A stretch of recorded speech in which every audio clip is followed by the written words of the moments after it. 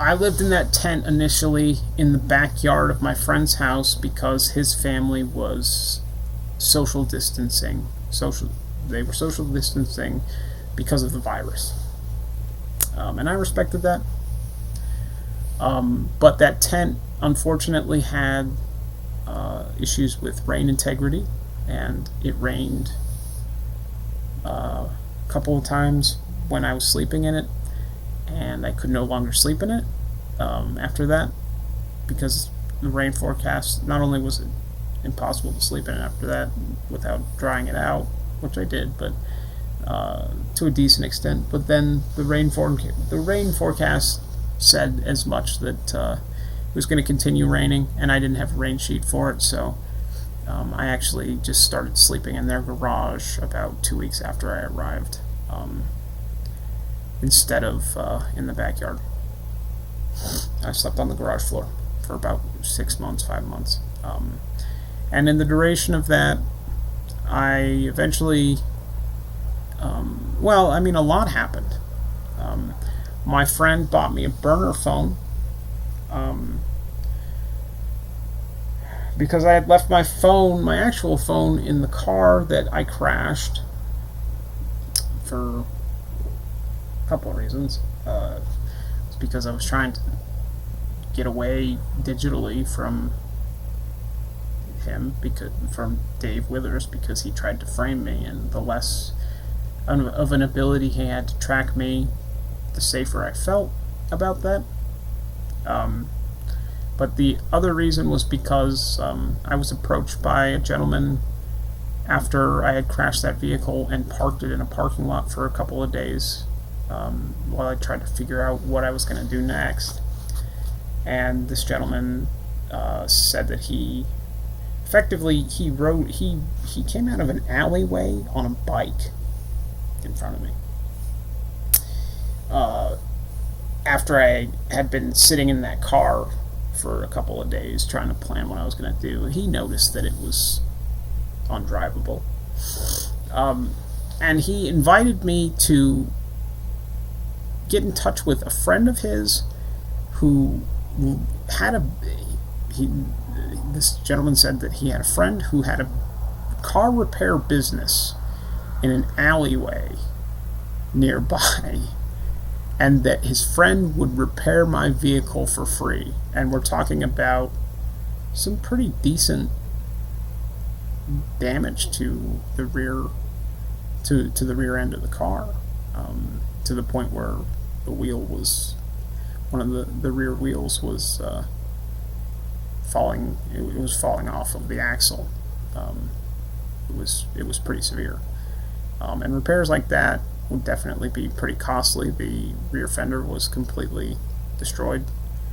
It was detached pretty well, to the point where when I was driving it to, a location off of the road,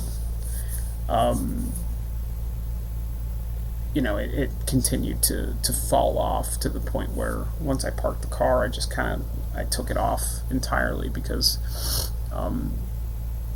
it was just hanging off the back of the car. But I left that phone in that car because I knew that the microphone was open. I knew that that phone was being monitored, and this is the same phone that had all the green language in it and everything else. I left that phone in that car fully charged because I couldn't drive that vehicle anymore, and I also couldn't pay to get it repaired. I didn't want to get in touch with anybody at that point because I didn't want anybody to know where I was. I wanted to minimize the possibility of Dave Withers finding out where I was and trying to frame me again, even though I was certain that eventually he would be able to catch up with where I was, or at least I thought maybe, more than likely he would, if he didn't already have my phone being tracked on GPS. But I figured he did a long time before that. But none of this was confirmed to me. This was all just stuff that I figured was going on, that he was tracking my GPS for quite some time, that he had been monitoring my phone far before I realized it, things like that. And so I left the phone in that car because I figured that the guy that came by and offered me, free car repairs. Was more than likely working for a chop shop nearby, and that if I left the car unattended, which I had to do anyways because I didn't have money to repair it, I wasn't going to get in touch with anybody about where I was and ask them for help with repairs at that point. I figured he'd come back and if he saw that it was unattended, that he would try to steal it and take it to a chop shop, and that the phone being in that vehicle with the microphone open, that chop shop would be, recorded for its illegal activity, and a bunch more people would go to prison at that point. That was the other reason why I left that phone in that car. And so my friend in San Diego, after I started staying there, he bought me a cheap burner phone just so that I could have a basic means of communicating with people if I needed to, if I chose to. I was very paranoid, so I was going to do that minimally. And so I had this burner phone. I got a phone number for it, and I was testing things out. I just wanted to know what was going on with my laptop being monitored at that point. I figured it was.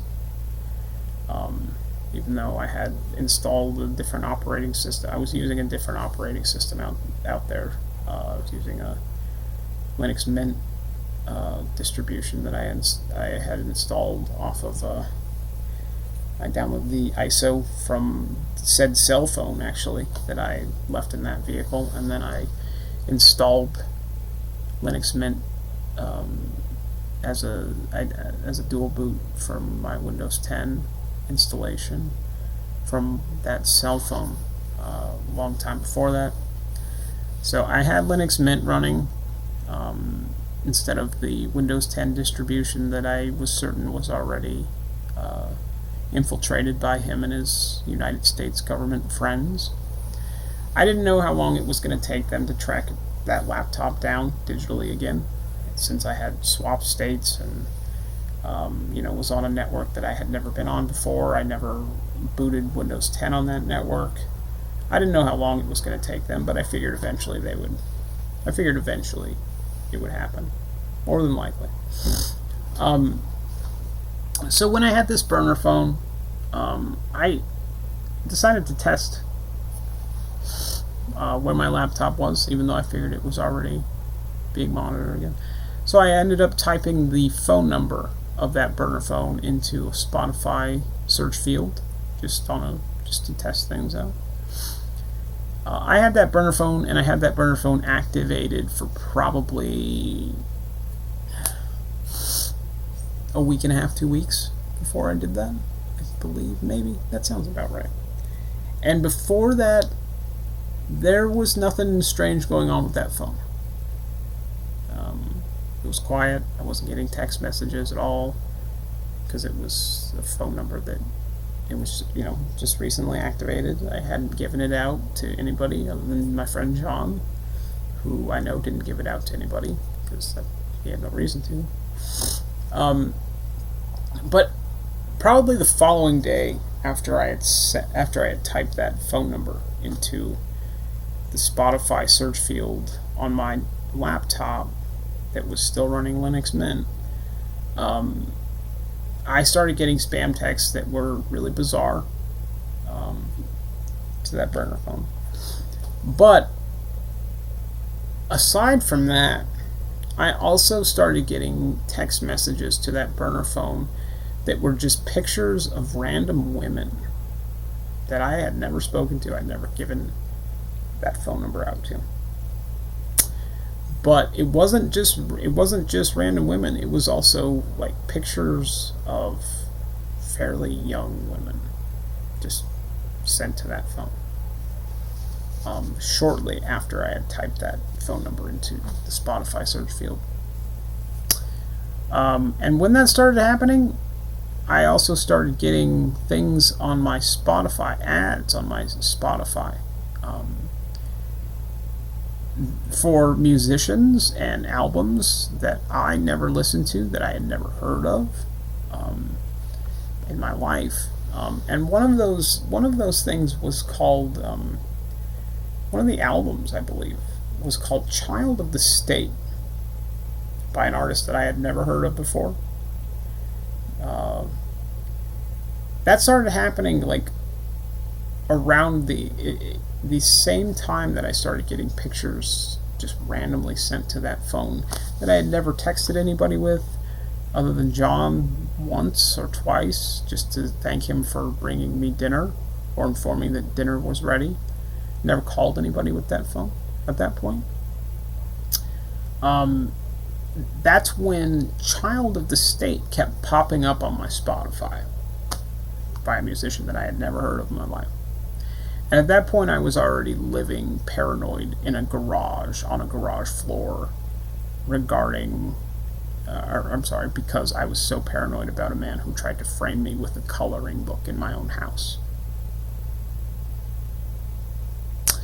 And as time went on, that circumstance actually made my mental health really, really bad. Because I thought for certain that he was going to try to do it again. It made me think that he was going to try to do something again, to try to make it seem like I was a child predator. I was getting weird text messages like that to that phone, like I had described. I immediately deleted those text messages. I was getting a lot of weird stuff. A lot of weird stuff was happening. And it actually made me, that stuff actually made my paranoia even worse, to the point where I felt like I already felt like if I tried to go out and get a job when I was there, if I had left where I was living, that he was going to try to frame me again. And then after I started getting stuff like that sent to that burner phone, and stuff like that popping up on my Spotify and everything else, it actually made my mental health really bad while I was living in that garage, feeling like if I left for more than 5 or 10 minutes to go to the grocery store or something, that I would be framed again, or somebody would try to frame me again. And then I called Dave one day when I was there, and that's when he told me that he thought that I was disturbed and insecure when all of that stuff was going on my laptop and my phone, because of, and I was only living in that circumstance because of the fact that he tried to frame me with the coloring book probably 4 or 5 months, 6 months before that, in my own house. That's when he called me insecure and mentally disturbed on the phone. And he was also taunting me as well in that same discussion. I was asking how my ex-wife was doing, like if she was doing well. He said that he didn't speak to her, which I knew was a lie. But he was taunting me during that conversation as well, aside from calling me insecure. And we're talking about a man who lied to a woman about having a vasectomy, and he's calling me insecure. It blew my mind, but it didn't, because at that point I already knew who he was. But then the other thing, he was also taunting me about other stuff too in that same conversation. I had looked at, I had scrolled through YouTube for a lot when I was out there, because my head was screwed up. I didn't really know what to do. Kind of felt like my only means of communicating in a weird way to the rest of the world that was observing my laptop and putting stuff on it that just didn't make sense. At one point, like a video popped up of like a video thumbnail popped up of like really fluffy pancakes on YouTube. And I thought it was funny and strange. And they also looked good, but I'd been eating differently for a long time, and I didn't really touch pancakes for many years. But during that phone conversation, he actually taunted me about pancakes and shit like that, just unprovoked. I'm I'm running out of time here.